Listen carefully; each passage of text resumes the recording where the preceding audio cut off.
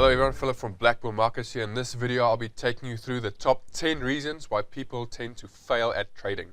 Now trading is a very interesting career path if you choose to do trading full time. It can cause you a lot of pain, but if you get it right, it is the only career in the world which can give you the most financial freedom that of any other business there is. Now trading is essentially like a business. So this brings us to our first step, or our first reason why people tend to fail with trading is because they don't put the time and effort. So they don't put the effort into trading or learning the trick of the trade, so to say. Now what I mean by this is, when you want to do something successful, anything, so like a professional sports player, let's say example for a golfer, they're not gonna practice, say, maybe 2 or 3 times a week to become successful, to become a professional golf player. I mean, the thing about it is you need to put as much time and as much effort into it as possible, because like let's take it back to the golf kind of thing. There's always somebody else out there who is going to practice more than you. Now trading isn't essentially like that, but I mean the market is an absolutely brutal and ruthless place. If you don't know what you're doing, you might as well just take your money and go to a casino. So this is what I mean. You need to put an effort to trading. You need to, if you want to make it full time, think of it as, like I said, starting a business essentially. You need to, in a business, I mean, you need to learn the trick of the trade. If you don't know how it is, a lot of people go to university, study business, study economics, study, all those other degrees. But unfortunately for trading, it is very hard to find that kind of thing. So I'll talk to you about that in one of my last points as well, about how we can learn trading. So you need to put an effort into trading, it's a big thing. It's grit. You really need to put effort into it. That's why I put this as number 1, because it is one of the biggest things there is. The next one we're looking at is backtest. Excuse me. When you have finally developed your strategy and you found a strategy that works, whether it is fundamentals or trading with technical analysis or a bit of both. A lot of people trade with a bit of both, and it does work quite well. I, on the other hand, trade purely on technicals. I found that works for me. But either way, any way you choose to trade, you need to backtest your strategy. Now, what I mean by backtesting is you can test it or backtest it. I prefer to backtest. It just doesn't take as long. So if you test your strategy, normally you would say take a list, or you just get a piece of paper or Excel or whatever you want to use. If you're a little bit computer illiterate, like I sort of am, you can just use a piece of paper, write down your trades. So you'd write down. So for me, I would take 50 trades, and then at the end of all those 50 trades, you would then see how accurate you were. You can see if your strategy worked or not. So if you want to backtest the strategy, you can actually scroll back in your charts and go by one. But this is the hard part. If you backtest the strategy where you scroll back in time, you need to be really, really honest with yourself. So you can't say, well, I wouldn't have taken this trade because I just wouldn't like it. I don't like it. If you see a trade, if you see your signal, you have to take the trade. Otherwise, if you're not completely honest with yourself, that strategy that test wouldn't be accurate, if it makes sense. Backtesting is also very important. You need to be very honest with yourself. So with backtesting, you can get that confidence to say, okay, well, I've tested a strategy, it works, or if it doesn't work, then you can move on to the next one. And that's how you see if a strategy is profitable or not. Excuse me. The next one is your accuracy percentage. So accuracy percentage is very, very important as well. So how accuracy percentage, what it is after you've done your backtesting, you would then see how many you've lost and how many you've won. So out of that, there is a certain percentage. Say you are, for example, let's say you're 40% accurate, or it's very unlikely. Just for the new guys, if you are new to Forex trading and you're watching this, it is very unlikely that someone has got a high accuracy percentage. If someone tells you that they've got 99 or 97 or 98% accurate, they are lying to you. They're most likely going to lie to you. So like I said, a lot of successful traders actually have a 50% accuracy rate, or myself, I actually have got a 34% accuracy rate. So how this works is when you get your accuracy, your accuracy percentage, you can actually see how much you need a risk for how much you need a reward. So then you can work out your risk reward ratio as well.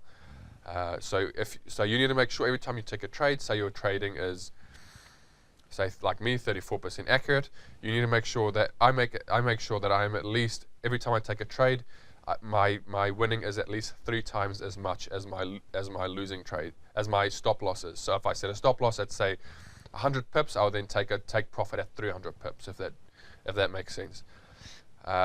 So that kind of helps you out and everything. So what I also do is when I see a trade that's not in my favor, so if I see it, for example, if I see it, say I put a stop loss at 100 pips, and I see that there's no reason for the market, or I think there's no reason for the market after my analysis that it will go beyond or to 300 pips in a move, then I wouldn't take that trade because it is unnecessary risk, and then it doesn't validate it if that makes sense. I hope it makes sense.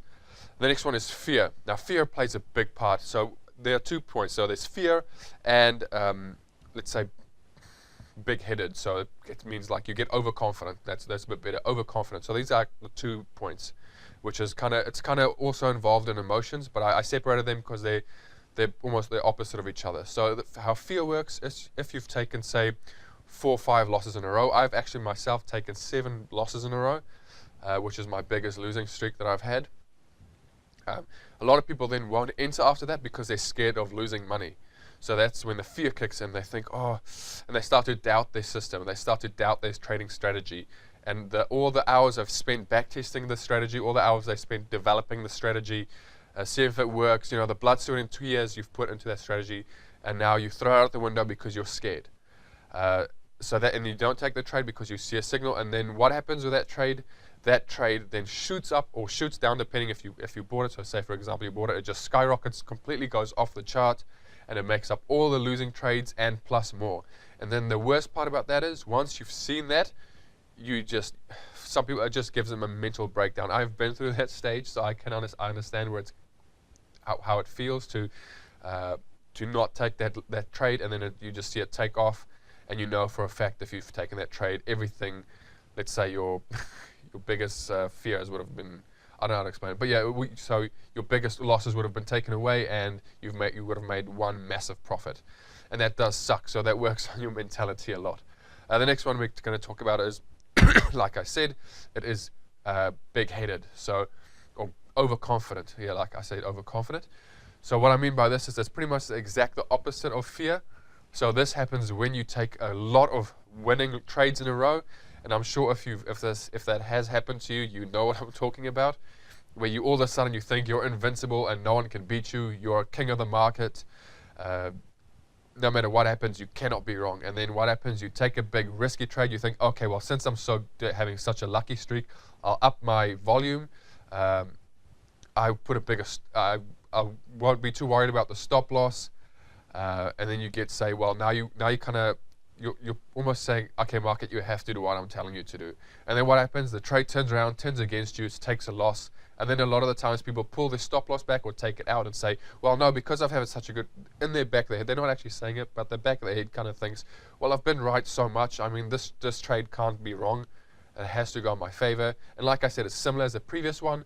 You kind of throw that blood, sweat, and tears you put into your strategy, you throw out the window because you've got so much, say, confidence now.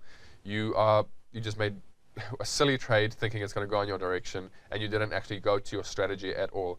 So putting those two together, fear and I keep forgetting the word, fear and big-headed. Yeah, fear and overconfidence. So yeah, so fear and overconfidence, that is with your mentality. So that is you need to trade like a robot almost.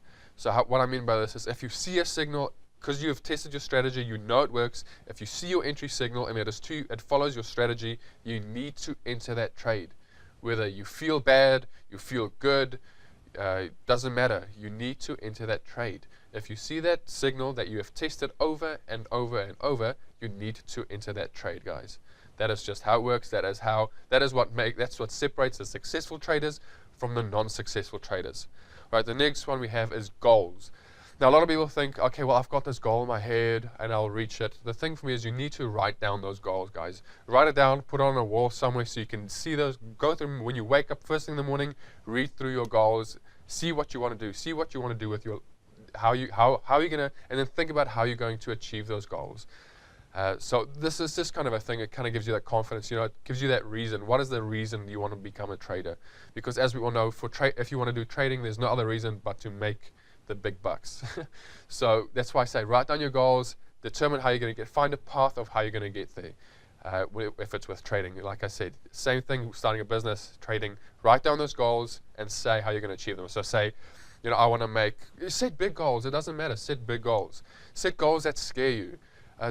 You can set small short-term goals. Say, well, before I leave my job, for example, I will make, let's say, I will make the same salary that I am currently making. So say you're making, you know, around about, you know, your average 9-to-5 job.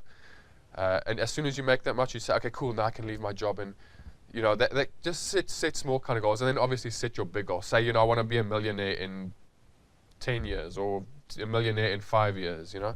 Set something big, something that scare you. And then, you know, so you can work hard. Write them down so you can work hard to achieve them. And for what I found for my goals as well, I would also tell someone else that I know, someone close to me. For me, I've got my partner. I told her about my goals. And it kind of puts that, how can I say, it kind of puts that motivation behind you, because then that person will come to you and say, hey, have you worked on your goal today? Have you worked on your dream yet today, so to say? So it just kind of gives you that motivation to think, oh wow, well, yeah, you're going to feel embarrassed if you say no. I mean, so if you say yes, you know, it's great. So just maybe tell someone close, maybe a brother, you know, if your dog can talk, great, tell your dog, something like that. All right, well, the next one we're looking at is greed. Now, greed is a very, very, very dangerous thing to play with. And what I mean by greed is if you've entered a trade, you know, and the trade has now, so you've got your 3-to-1, like I say, so you've set your $100 pip stop loss, your 300 pip take profit, and now you see your trade approaching your take profit and you take it away and you say, okay, well, no, I like how it's going, and it's going to keep going up. And then because you want more out of the market, you say, wow, look at all the money I've made. It's that you're starting to play a dangerous game now, because now you are focused on the wrong thing. You need to be focused on the trading. So it's not a big one. It is still very important. Greed is a very important one too. Don't be greedy. Always be humble in what you do. So the next one is don't chase the money. It's kind of similar to greed. But this one, I think they are quite similar. But what I mean by don't chase the money is don't focus on making money in trading, if it makes sense. If I'll kind of use an example of, say, let's use a baseball player, for example.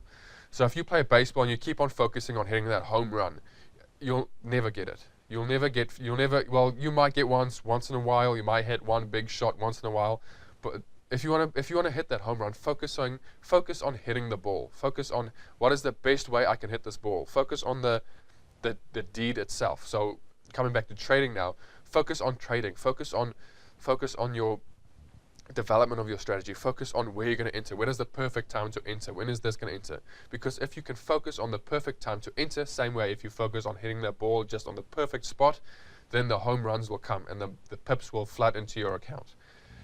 So the next one we're looking at is a journal. So what I always have this with me. This is always with me. A trading journal is very important.